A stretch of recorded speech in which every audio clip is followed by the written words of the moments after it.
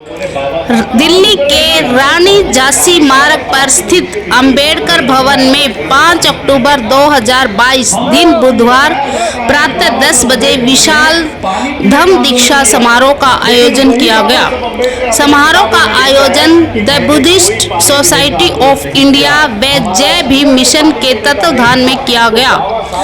समारोह दिल्ली में किया गया। समारोह में the Buddhist society of India के राष्ट्रीय अध्यक्ष महाउपासक राजरतन अंबेडकर ने विशेष रूप से शिरकत की और हजारों लोगों को हिंदू धर्म को छोड़कर बौद्ध धर्म की दीक्षा ग्रहण करवाई।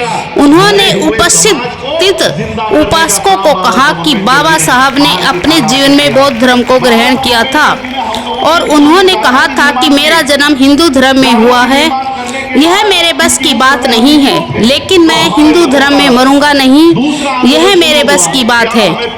इसी दिन देश के विभिन्न हिस्सों में धम्म दीक्षा समारोह आयोजित किए गए।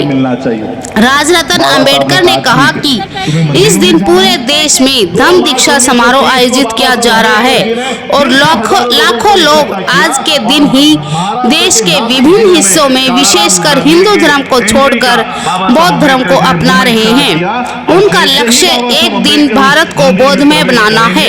अंदर से बड़े बड़े दरवाजे बंद कर दिए गए और अंदर से पथराव हुआ। एक पत्थर आकर बाबा साहब को लगा और बाबा साहब लहू 1930 के बाद 1931, 32, 33 में राउंड टेबल कॉन्फ्रेंस की शुरुआत हुई और जब बाबा Saheb Ambedkar round table conference में गए, गांधी का वहां पर कहना था कि आजाद भारत में अछूतों को अगर वहां पर कोई भी अधिकार मिलता है तो ऐसी आजादी हमें नहीं चाहिए।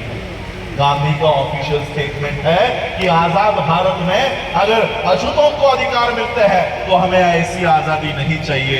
बाबा साहब अम्बेडकर जी ने ये बातें समाज को लाकर बता दी। पूना पैक्ट का आंदोलन हुआ, पूना पैक्ट में बाबा साहब की सिग्नेचर हुई और फिर हमारे अधिकार छीन लिए गए। यानी जो लोग हमें हरिजन कहा करते थे, हिंदू कहा करते थे, वही हम लोगों को अधिकार देने को तैयार नहीं थे। और फिर इस देश का संविधान लिखने की जब तैयारी शुरू हुई, बाबा साहब अम्बेडकर संविधान सभा में गए, कितना संघर्ष हुआ वो हम सब जानते हैं। और जब बाबा साहब अम्बेडकर संविधान सभा में गए, बाबा साहब ने सिर्फ भारत का ही नहीं पूरे दुनिया का, पूरे विश्व का सबसे बढ़िया संविधान बाबा साहब ने इस देश को निर्माण करके दिया। और मैं इसलिए नहीं कहा कि बाबा साहब अम्बेडकर अगर हमारे देश में पैदा होते तो हम सूरज का नाम बदलकर उसे अम्बेडकर कर देते।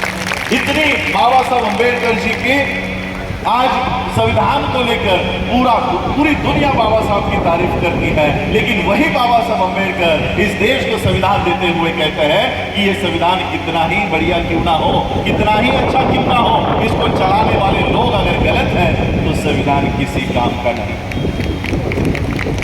यूनाइटेड स्टेट का प्रेसिडेंट नेल्सन मंडेला, नेपाल के लोग बाबा साहब के संविधान को रेफर करते हैं, बाबा साहब के संविधान की तारीफ करते हैं, लेकिन वही बाबा साहब कहते हैं कि संविधान चलाने वाले लोग अगर गलत हो तो संविधान किसी काम का नहीं।